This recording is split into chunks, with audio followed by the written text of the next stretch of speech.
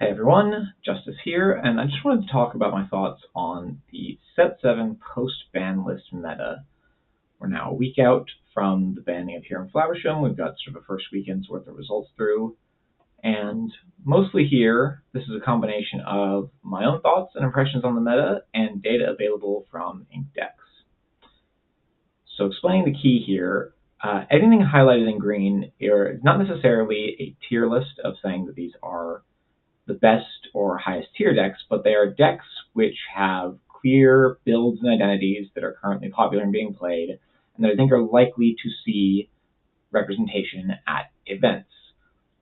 Yellow means sort of a medium level of confidence in that. These are decks which definitely exist, and there definitely are builds for, but their sort of viability of, do you want to take them to a tournament is questionable.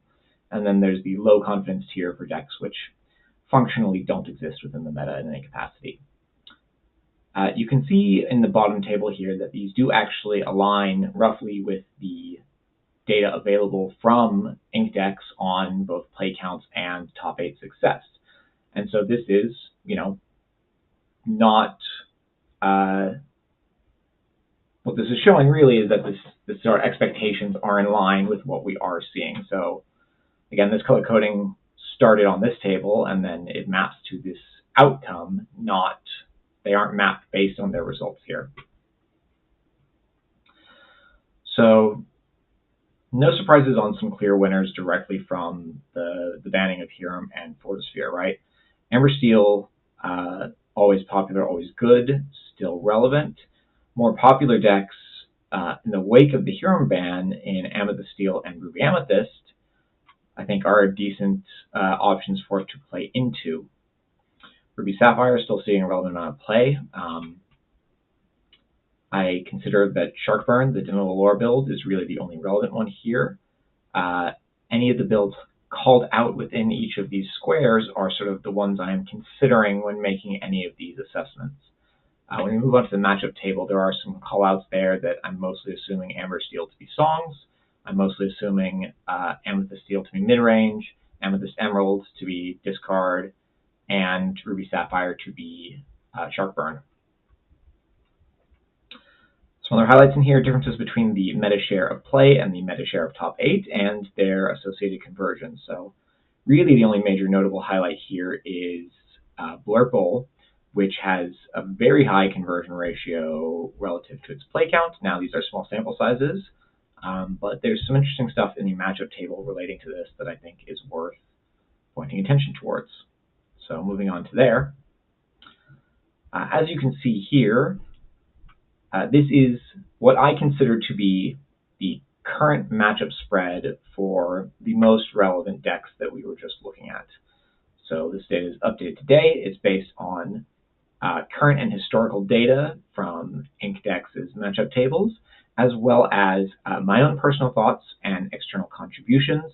So special thanks to Din King Pham, Gabriel Dinu, and Bunny, who reviewed parts of this and discussed them with me and sort of inputted to some of the weightings here.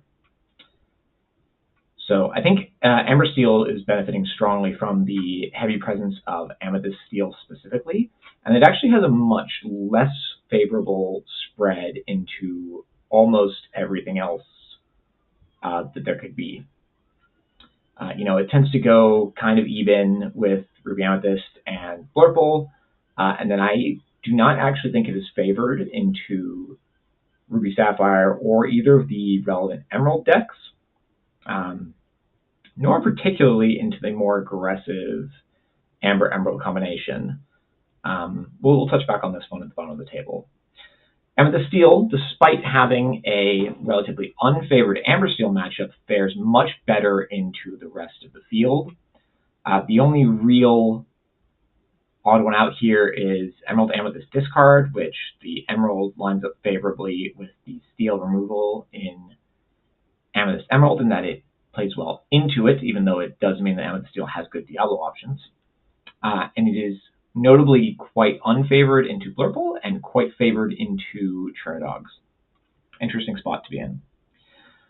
Ruby Amethyst fares quite well into the Emerald Amethyst discard deck and somewhat unfavorably or more even into everything else. I think we will see more developments here as this evasive build finds its feet within the meta. That evasive package gives it a much better Amber Steel matchup than it would have had previously. It's no longer so reliant on the sort of Flynn Sisu combination.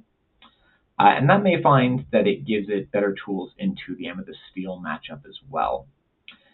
Generally, I'm of the opinion that it's unfavored into RB Sapphire builds on Shark Manor. And so I think that even with the additional tools that it has and the additional evasives, I do not think it fits particularly favorably into that matchup. On the other hand, Sharkburn on the whole, I think, is very favored into this given meta. It really only has two bad leaning matchups in Amethyst Steel, which is just able to make incredible value into it with the Rabbit package, and with Zeus to remove the Shark stuff, and specifically to Amber Emerald as a call out as just, it's hyper aggro, and so Ruby Sapphire really struggles to face into it. Emerald Steel is maybe the opposite of Ruby Amethyst here in that it has a fairly favorable matchup spread against everything, and then I think it's not too good into Blurple. Emerald Amethyst is a bit of a more split configuration compared to Emerald Steel. It has good matchups, it has uncertain matchups, and then it's actually pretty good into the hyper aggro. Blurple is perhaps the most interesting call out into the list. Into what I would consider to be the most relevant decks of the meta, it's actually, I think it's highly favored or even into all of them. And then, much like Ruby Sapphire, has this sort of notably off matchup into Turnidogs, which just punishes it by being wide and aggressive and hard to answer. And here at the bottom is Turnidogs, which effectively has the most polarizing matchup spread of anything. Everywhere it's good due to either sort of its evasive, its boss, or its low to the ground playstyle, it's heavily favored into the decks which are particularly good at answering them or going tit for tat with them on their own low to the ground stuff. It is highly unfavored. So not a deck you would necessarily want to pilot into a big tournament or a broad room, but definitely one that you would consider wanting to take into a targeted environment, or where you're okay with the possibility of just having to high roll your matchup opponents and having a favorable run through a tournament. Notably, Blue Steel, not really on here. I think the Kiwi deck is reasonably viable, but is not necessarily strongly positioned or as strongly positioned as it used to be. And I'm currently not seeing any mid-range Blue Steel decks which inspire much confidence. So at the minute, that's effectively gone without Forest Sphere and Hiram.